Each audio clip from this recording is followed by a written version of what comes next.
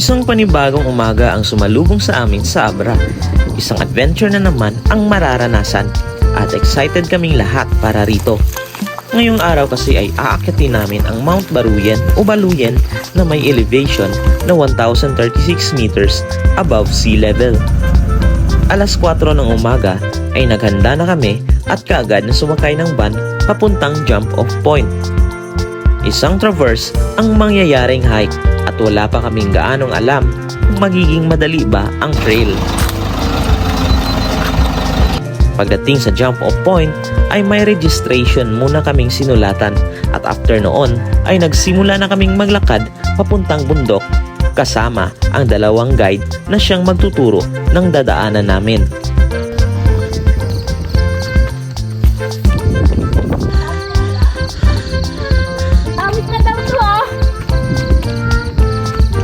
Habang papalapit sa summit ay dahan-dahan ring bumukas ang bukang liwayway.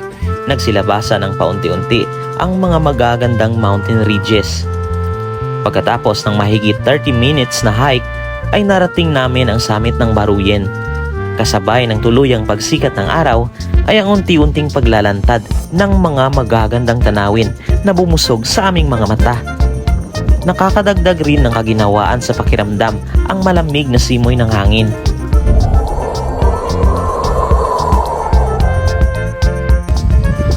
One, two, three.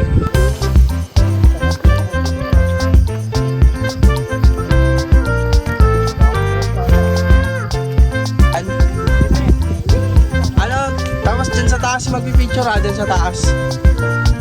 After makapagpa-picture sa summit ay nagpatuloy kami sa paglalakad papunta sa part ng bundok kung saan maraming mga rock formations na makikita. Isa na rito ang nakakamanghang Lion's Rock kung saan may isang malaking bato na maihahalin tulad sa palabas na Lion King.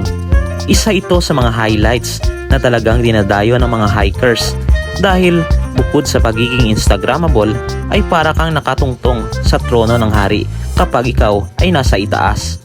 O diba? Di bali ng maraming utang basta nakapag Lion's Rock.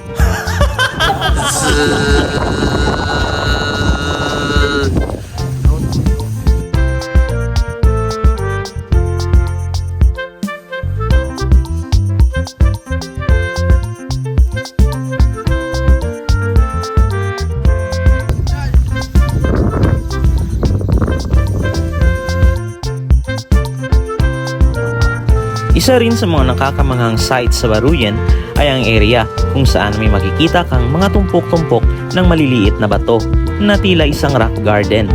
Siyempre, hindi na rin namin ito pinalagpas since kakaiba siyang tingnan. Yung tipong para ka lang nagme-meditate sa isang area na para bang binabahayan ng mga aliens.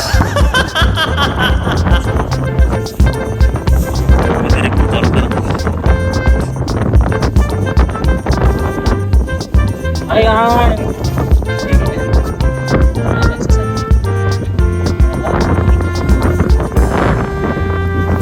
Ang ledge naman ang main attraction ng bundok na ito. Medyo nakakatakot siya compare sa Lion's Rock dahil sa matarik nitong kinalalagyan. Pero kung sanay ka namang masaktan dahil hindi ka mahal ng taong pinagpupuyatan mo, why not take this challenge? Since handa naman ang kalikasan na sumalo sa'yo. Ang ledge rock ng Baruyen ay perfect sa mga taong gustong magkaroon ng kakaibang profile picture sa mga dating apps. Perfect rin pang Instagram, pero mag-iingat lamang dahil nga mataas ito. Mag-post lang ng naaayon sa safety mo dahil isang maling galaw, death certificate ang makukuha mo instead na hike certificate.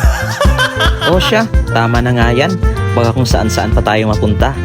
By the way, after ng picture taking at sightseeing, ay napagpasyahan na namin bumalik sa campsite. Pero hindi namin in-expect na mas mahirap pala mag-traverse dito sa Baruyen kesa bumalik sa dating tayo. Yung trail pababa ay di ganong established at bakas rin na matagal itong hindi ganong nabibisita dahil sa mga nagtataasang mga talahib na minsan ay tumatakip sa mga butas. Kaya malas mo lang kapag pumasok ang paa mo at gumulong ka pa ibaba.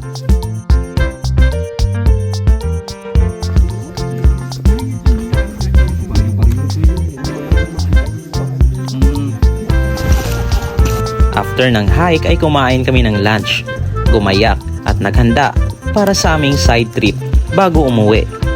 Bilang pambawi na rin sa pagod namin sa pag-akyat ng bundok, ay nag-relax muna kami saglit sa Bigan, Ilocos Sur. Thanks everyone sa pagsubaybay sa aming Abra-mazing experience sa Abra. Hanggang sa uulitin, ako ang inyong biyahero, Miko Tambalo, at ito ang vlog ng mga hinahanap ang kanilang sarili. This is Wonderverse.